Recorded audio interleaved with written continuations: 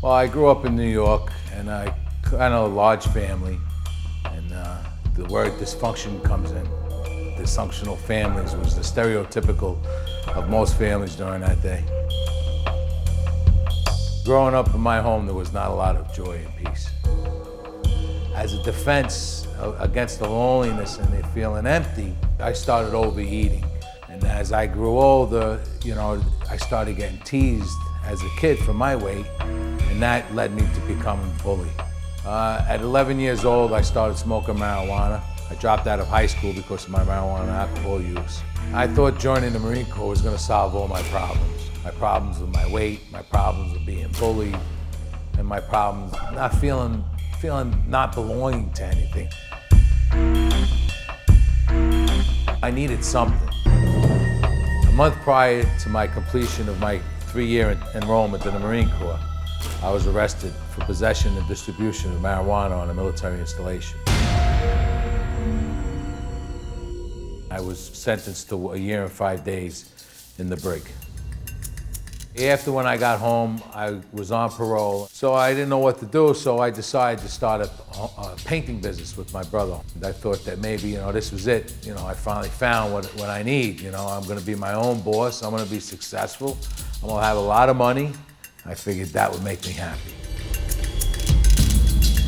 And then I met a beautiful girl, her name is Gloria.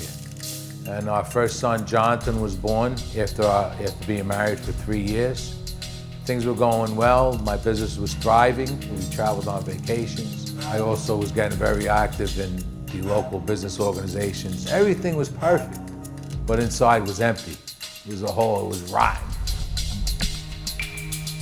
I didn't feel good about myself. I was very unhappy. And that led to my drug addiction to take the next step and to use harder drugs, to the point of cocaine and Percocets and anything to make myself feel better. Unfortunately, after 15 years of being married, just growing totally apart from Gloria and from my family, I decided to ask Gloria for divorce. Then one night I met a woman on the street, and I didn't know this woman, she was a crack user. And I always said I would never do it. I'll never smoke crack. No way, that's for losers. I'm not a loser, I'm a successful businessman. And after about a month of relationship with her, I asked her, I wanted to try it. And that's when my life really, really took a turn. The drug just took total control of me. Basically, after 7 months, I was broke, homeless, had nowhere to go. I felt abandoned. I felt nobody loved me, nobody cared about me anymore. But then something made me look up to the skies, and I prayed to the Lord. I said, dear God, please give me hope. Please help me. I met a counselor and I shared him my whole story. I was finally honest with somebody.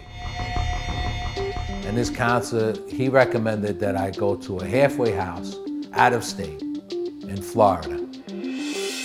At the halfway house in Boca Raton, I had a roommate, and Richard invited me to go to church with him on Sunday. So he brought me down to Calvary Chapel, Fort Lauderdale.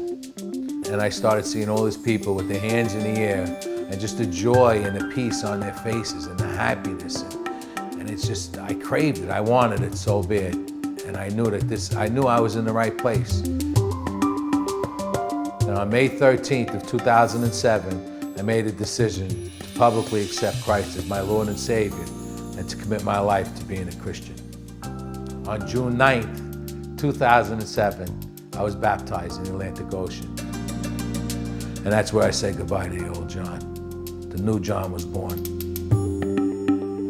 A short time after making the decision to live a Christian life, my mom was down visiting with me, and I had the privilege of holding her hand and walking her down the aisle at Calvary Chapel, Fort Lauderdale, to have her invite Christ into her life. And the miracle to me of it was, a year prior, my mom had an order of protection against me and had me arrested because in a blackout, I threatened her.